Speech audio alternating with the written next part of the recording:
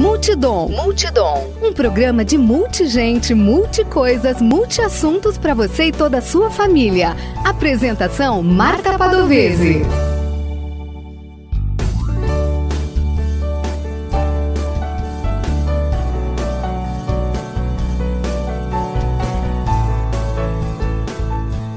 Olá! Eu sou Marta Padovese e apresento o programa Multidom na Rádio Webdom.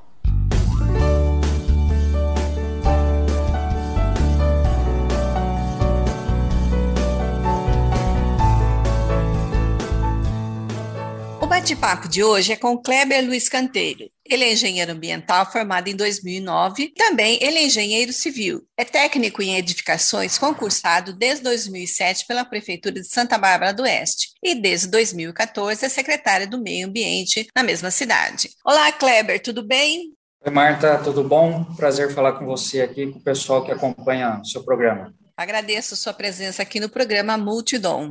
Kleber, fala um pouquinho da sua carreira, porque, olha, você é técnico em edificações, engenheiro civil, engenheiro ambiental e, no fim, virou secretário do Meio Ambiente. Essa sua carreira, ela foi pensada? Como é que você decidiu tanto se formar como engenheiro ambiental e engenheiro civil? Como é que foi isso? Você pensou para seguir essa profissão? Olha, Marta, na verdade, as coisas foram meio que uma puxando a outra, né? Eu não tinha pretensão de ser engenheiro ambiental, eu fiz o técnico em edificações, que é muito mais próximo da engenharia civil, e quando eu terminei o técnico em edificações, a engenharia ambiental estava no início dos seus cursos aqui pela região. Então, eu acabei optando por ela, e na verdade, sem muito aprofundado do que eu poderia fazer como engenheiro ambiental. Era uma profissão que já existia há algum tempo, né, quando eu ingressei na faculdade, mas ainda não estava totalmente regulamentada dentro do CREA. O próprio CREA tinha ali algumas dúvidas de como a se encaixaria na Câmara de Engenharia Civil, de Agronomia. Havia um curso um tempo atrás de Engenharia Sanitária, que depois foi substituído pelo Ambiental, mas nessa época ainda não estava bem definido o que ia ser isso. E aí eu acabei fazendo a Engenharia Ambiental e todo mundo tinha um pensamento que era uma linha meio que na agronomia, na florestal, de plantar árvore, de cuidar dos bichos, etc. e tal. E, na verdade, o serviço maior do engenheiro ambiental, na linha que eu trabalho, a gente trabalha com resíduo. Na prefeitura, a gente tem uma gama grande de serviços aqui, mas o foco maior da engenharia ambiental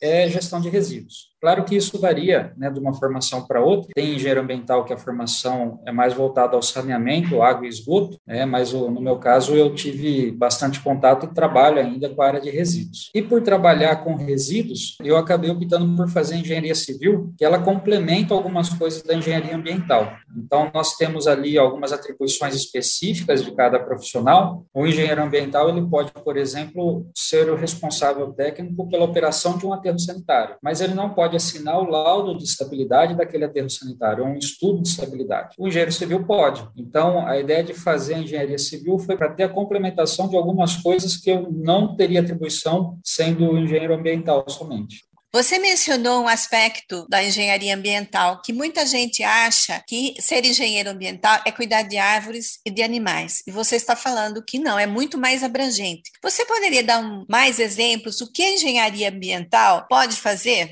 A gente também cuida, não digo diretamente, mas a gente também tem um cuidado com a questão de árvores e animais, porque o meio ambiente é todo integrado em várias questões. Mas a engenharia ambiental, ela tem uma gama maior e ela é um pouco geral. Depois você acaba se especializando ou pendendo para algum dos lados. No meu caso, eu trabalho mais com resíduo, então gestão de resíduos, serviços de coleta e operação de aterro, coleta de lixo. A engenharia ambiental também cuida bastante de resíduo industrial, então tem vários engenheiros que trabalham nessa linha, né, de gestão de resíduo dentro das indústrias, e aí você tem diferentes tipos de resíduo. Você tem desde o resíduo comum, que é o resíduo ali do refeitório, do vestiário, do banheiro, até o resíduo realmente da linha de produção. Então, eles têm resíduos contaminantes com óleos, graxas, alguns outros produtos, né, que podem ser bastante contaminantes ao meio. Então, essa gestão de resíduo, ela é bastante presente no dia a dia da engenharia ambiental. Assim como também gestão de água e esgoto. Então, captação, né,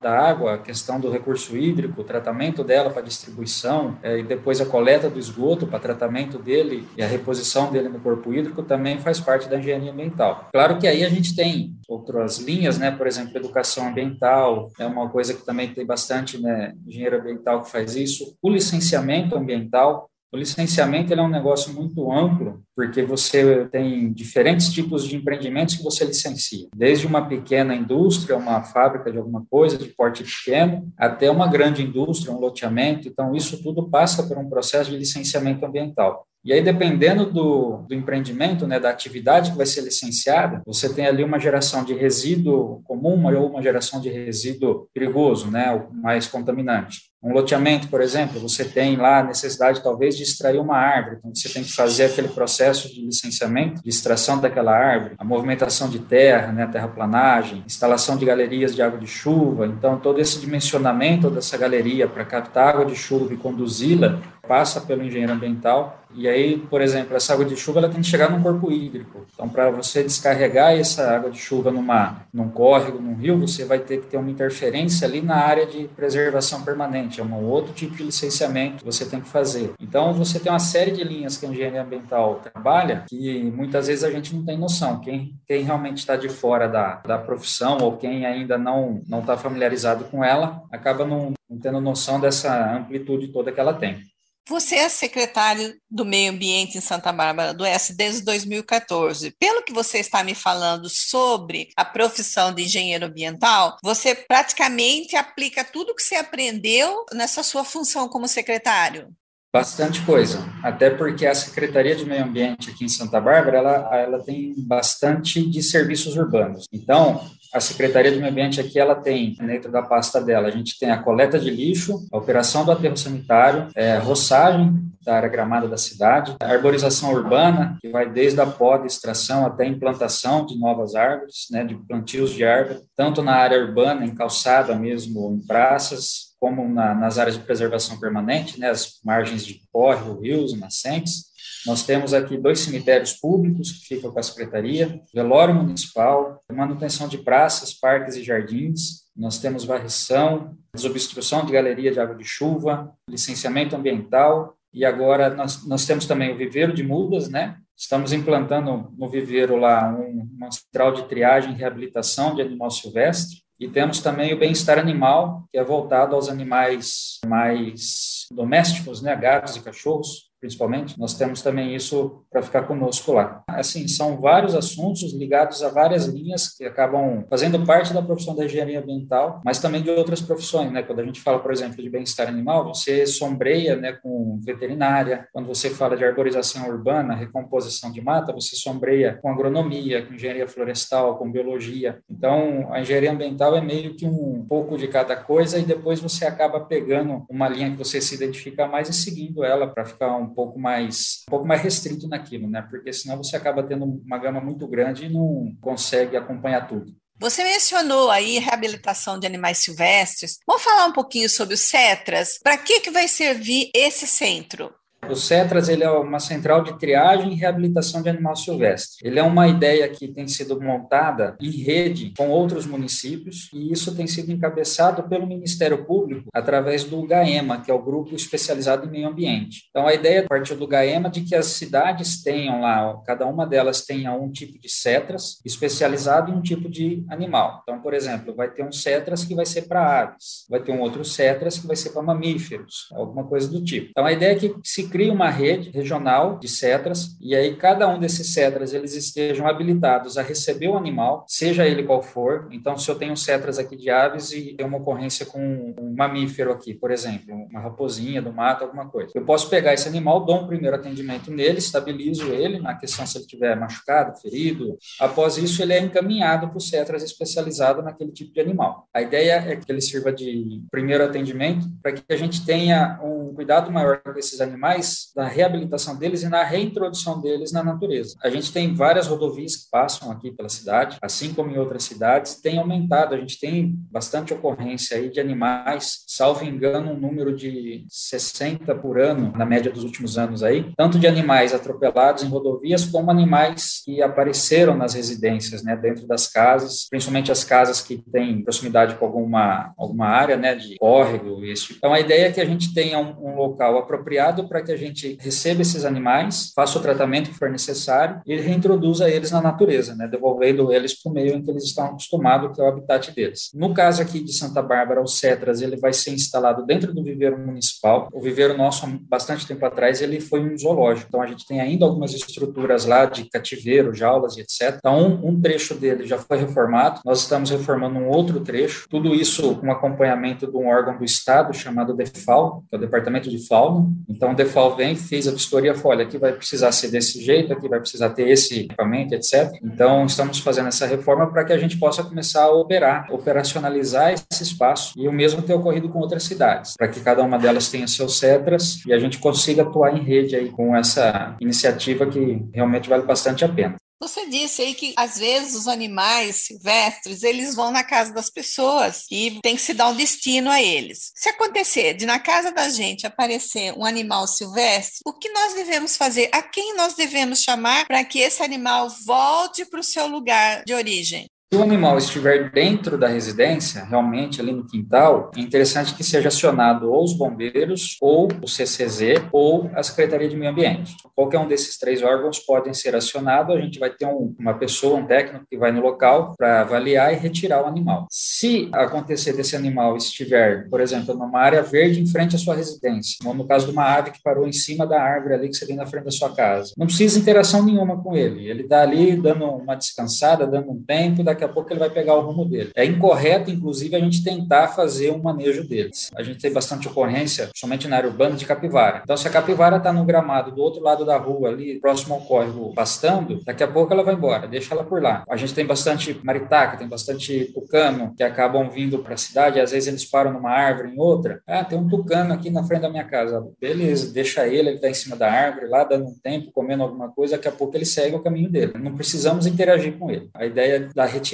do animal é quando ele realmente apresenta um risco ou que ele está ameaçando ali a segurança da pessoa, né? Ele acabou entrando no quintal da casa e ele não está conseguindo achar o caminho de saída, então aí a gente vai, faz a captura dele e faz a reintrodução dele na natureza. Nesse ponto, sim, é preciso ligar ou para o bombeiro, ou para o CCZ, ou para a Secretaria de Meio Ambiente, e a gente manda um técnico lá. Fora isso, não tem necessidade de interação com o animal. Nos dias de hoje, Kleber, você acha necessário que existam zoológicos? A gente tem diferentes tipos de zoológico, né? A gente tem o zoológico, que é a visitação, propriamente dita, o animal está lá em cativeiro para ser observado. E esse tipo de zoológico eu não sou muito adepto a ele, eu acho que ele não tem muita função. É claro que, assim, os que existem hoje, o animal está adaptado ali no cativeiro. Reintroduzir esse animal na natureza é difícil, ele já perdeu talvez a prática dele de caça, ele já está acostumado em receber o alimento ali, então essa reintrodução dele acaba sendo um pouco mais difícil. E você tem o zoológico, que ele tem um cunho de reabilitação do animal. Ele não é propriamente um zoológico, o pessoal costuma tratar como um outro tipo de manutenção do animal ali. E você tem o zoológico, que ele tem cunho reprodutivo. Então você tem algumas espécies que estão um pouco mais ameaçadas ou que não tem mais em tanta quantidade na natureza, e aí você tem aquele zoológico, também não é aquele zoológico que a gente está acostumado em ver, passar e passear e ver o animal lá dentro, é um outro tipo de zoológico com diferentes tipos de baias e jaulas, que ele tem a função de aproximar macho e a fêmea e fazer uma reprodução para que volte a ter aquela população maior de animal. Esse eu acho que vale a pena. Esses 2 últimos tipos, eu acho que vale a pena. Aquele primeiro zoológico que você mantém um animal lá, eu realmente não sou muito adepto a ele, mas ainda é uma prática bastante conhecida, é uma crescente da opinião das pessoas que não valeria muito a pena manter o animal lá. Mas dado já essa tradição e essa questão do animal estar acostumado com aquele tipo de tratamento, eu acho difícil que eles acabam por serem fechados ou alguma coisa do tipo. Você ouve o programa Multidom, apresentação Marta Padovese. O bate-papo de hoje é com o engenheiro ambiental e civil Kleber Luiz Canteiro, atual secretário do Meio Ambiente de Santa Bárbara do Oeste. Kleber, eu queria que você falasse um pouco sobre as suas ações como secretário do Meio Ambiente. Aqui em Santa Bárbara, a gente tem feito algumas ações. Acho que o que tem mais proximidade com a população, e que talvez a população perceba mais, são duas questões. Primeiro, a coleta seletiva, né, a coleta de lixo comum e a coleta seletiva. A gente tem implantado a coleta seletiva gradualmente, aumentado a quantidade de material retirado. Esse material ele é retirado do lixo comum, então ele deixa de ir para o aterro, a gente ganha um espaço a mais no aterro, uma vida útil maior. E esse material acaba virando renda para o pessoal que trabalha com isso, né, em especial com as cooperativas. Então, nós tínhamos lá no início de 2013, quando tivemos essa nova gestão, passou o prefeito Denis por 2 mandatos, e agora o prefeito Rafael. Desde 2013 para cá, a gente tem observado que as cooperativas que inicialmente tinham lá seus 8, 9 cooperados, ganhando R$300, R$400 por mês cada um, e naquela época tinha uma cooperativa, hoje nós temos 2, elas estão com a estrutura melhor, elas estão com mais equipamentos e com mais cooperados. Hoje elas estão na casa de 20, 25 cooperados cada uma. E a renda de cada um deles está na casa de R$2.000, R$2.500.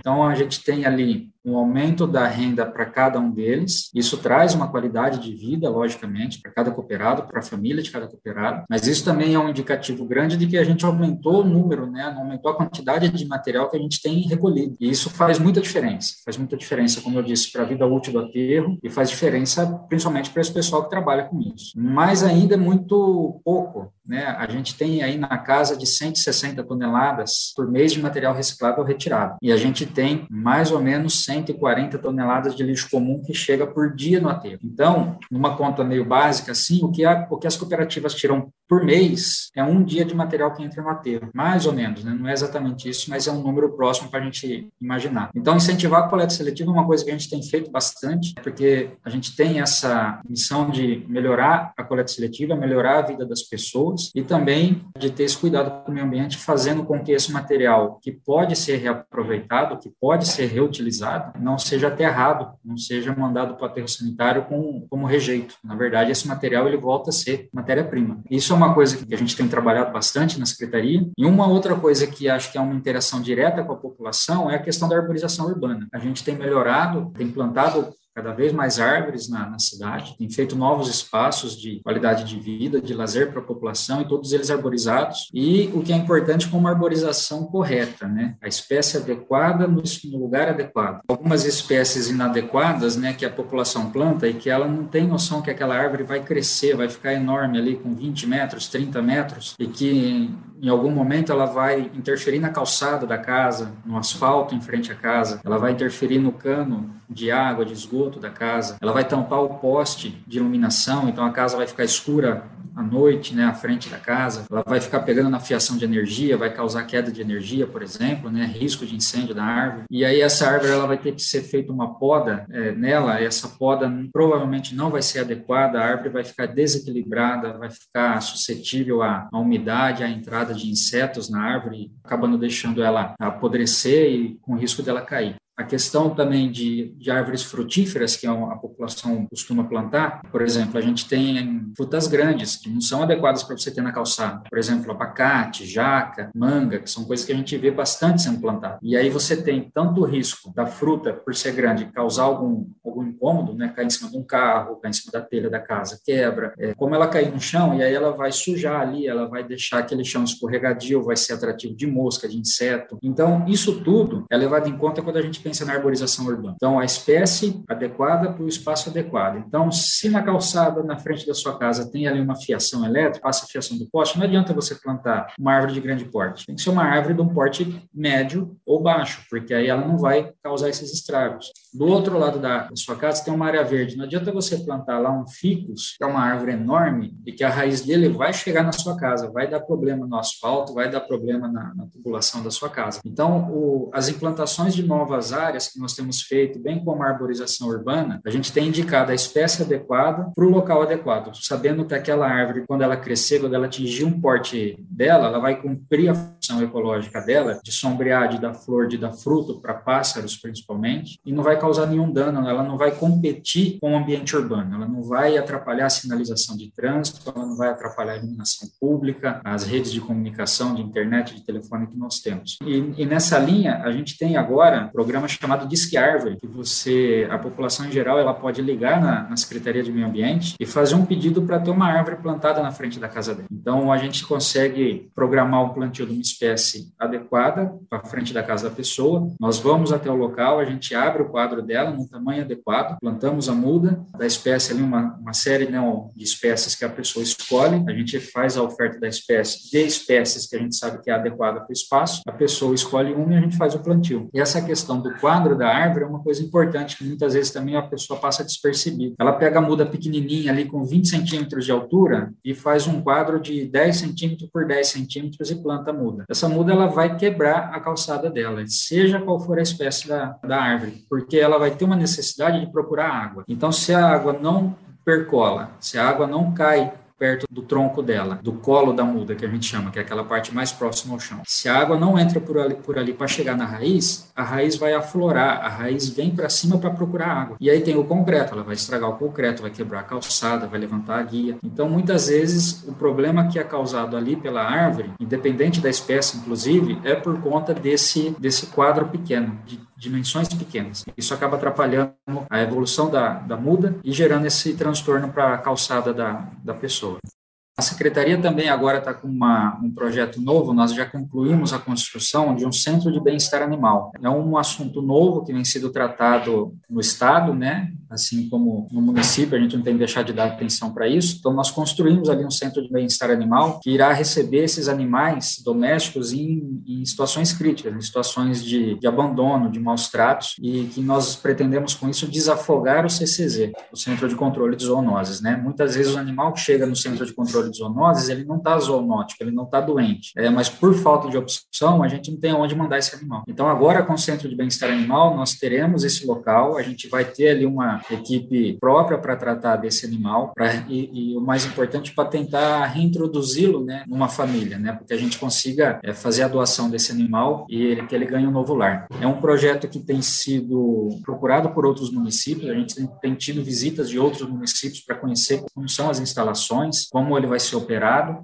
Não obstante a isso, a gente tem agora também um programa do Estado chamado Meu Pet, e Santa Bárbara foi contemplada com ele. Então, nós tivemos aqui, no dia 24 de agosto, uma visita do pessoal da Secretaria de Estado de Saúde, que tem encabeçado esse projeto do Meu Pet, veterinários do Estado, arquitetos e engenheiros, vieram, né, para vistoriar algumas áreas que nós demos por opção para ser instalado esse Meu Pet. Eles já definiram uma, então agora a gente está em trâmite de documentação, levantando o que vai ser necessário, e esse Meu Pet ele vai ser um pronto-socorro para animais. Então ali os animais terão salas de consultório, eles poderão ser atendidos, animais em situação de emergência terão um pronto atendimento, terão algumas cirurgias lá para tratar as dores, os problemas que esses animais tenham, numa obra totalmente nova, totalmente equipada, que o governo do estado vai passar para o município, uma obra de pelo menos salvo engano, 600 metros quadrados de obra, toda equipada com raio-x, com máquina para fazer exames diferentes, ultrassom e etc. E que logo a gente vai poder anunciar aí o local dela, onde ela vai começar a ser construída e muito brevemente aí, se Deus quiser, vai começar a funcionar.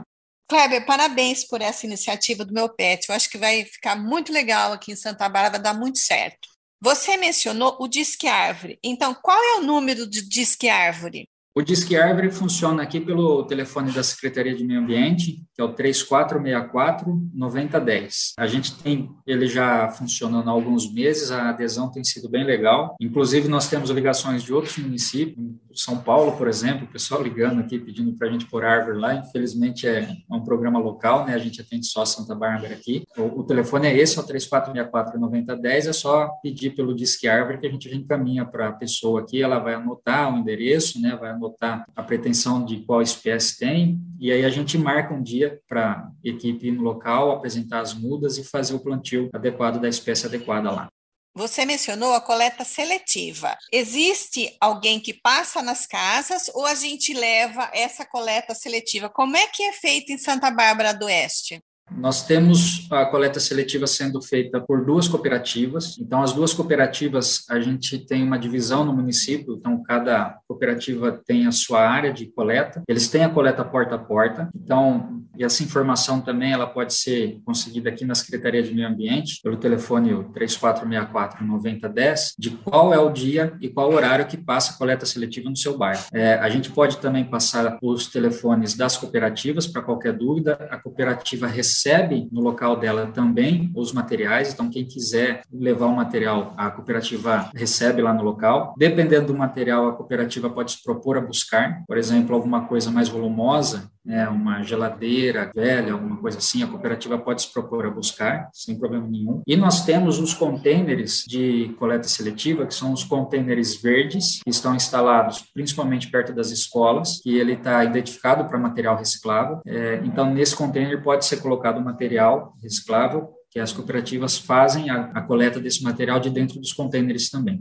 Nós também temos ecopontos. Quantos são ao total na cidade? Temos 3 ecopontos em funcionamento em Santa Bárbara. Um deles fica no Parque Olaria, o outro fica no Jardim Gerivá e o outro fica no Planalto do Sol. Os ecopontos, eles são destinados para descarte adequado de material de construção civil, 1 metro cúbico por dia por munícipe. Então, aquela reforma que o munícipe faz em casa, que ele gera um pouco de material, que não é tanto material para ele alugar uma caçamba, por exemplo, ele pode levar no ecoponto e destinar corretamente lá. Lá também pode ser destinado material de poda. Então, você fez uma poda, uma limpeza no seu jardim, as árvores, grama, etc., pode ser enviado para lá. E também material reciclável, ou móveis velhos que você não tem mais uso, você pode destinar para lá. E cada coisa lá tem o seu lugar para ser disposto. Então, o material de poda vai para um lugar, o resíduo de construção civil vai para outro, o móvel velho vai para outro, e cada coisa vai ser destinada e reaproveitada. Os materiais recicláveis do ecoponto também são encaminhados para as cooperativas. Às vezes eu levo material no ecoponto, mas eu não tinha conhecimento dessa quantidade de resíduos de construção, que é 1 metro cúbico. Então, eu só posso levar lá 1 metro cúbico de resíduos de construção. Metro cúbico por munícipe por dia. É o limite que a gente coloca, porque assim a gente vai ter espaço para receber volume de várias pessoas. Lá não entra caminhão de caçamba, lá não entra caminhão basculante. Esse tipo de material não é descartado dentro do ecoponto. O ecoponto ele é direcionado para o munícipe, para aquela pessoa que muitas vezes faz uma reforminha na casa dela e acaba contratando-se muito ali um carroceiro, um carreto para fazer o descarte do material. Então, esse pessoal pode levar lá no ecoponto. Lá perto do Parque Araçariguama, eu percebi que tem uma construção que se chama Centro de Cultura Ambiental. Para que vai ser destinado esse Centro de Cultura Ambiental? Aquele prédio que está sendo construído lá, ele vai primeiramente abrigar a Secretaria de Meio Ambiente, ela vai passar a funcionar lá. A Chácara Wolf, onde está a Secretaria hoje, ela vai ser destinada provavelmente para a Secretaria de Saúde, para trabalhos com assistência social e, dado a área que ela tem aqui, introduzir o pessoal de atendimento psicossocial com oficinas de horta, de plantio e etc. Então, aquele prédio que está sendo construído no Parque Araçariguama, ele vai abrigar a Secretaria de Meio Ambiente e ele vai ter um espaço de eventos voltados para eventos com um tema ambiental. Então, ali nós teremos possibilidade de abrigar ciclos de palestras, simpósios, treinamentos, num anfiteatro adequado, um espaço adequado. O prédio, ele tem uma construção voltada à iluminação natural, ele vai ter captação de água de chuva, ele vai ter captação de energia solar, geração de energia elétrica através de placas fotovoltaicas. Então, ele vai ser sustentável. E a ideia é que ele passe a funcionar mais ou menos em setembro ou outubro de 2022, dado o cronograma de andamento da obra. Então, a ideia é que ele esteja pronto mais ou menos nesse período aí. Eu agradeço ao Kleber Luiz Canteiro, engenheiro ambiental, civil, e que desde 2014 é secretário do Meio Ambiente em Santa Bárbara do Oeste. Obrigada, Kleber, por dispor do seu tempo para falar um pouquinho aqui no Multidom. Marta, eu agradeço a oportunidade, estamos à disposição. Qualquer dúvida que o pessoal tenha aí das questões da cidade, a Secretaria de Meio Ambiente está disponível para sanar essas dúvidas, para auxiliar no que for preciso. Parabéns pelo programa, pela iniciativa de ter um programa legal assim, uma rádio web bem legal. Muito obrigado pela oportunidade também. Obrigada, Kleber. Até uma próxima vez. Obrigado, até mais. Tchau, tchau.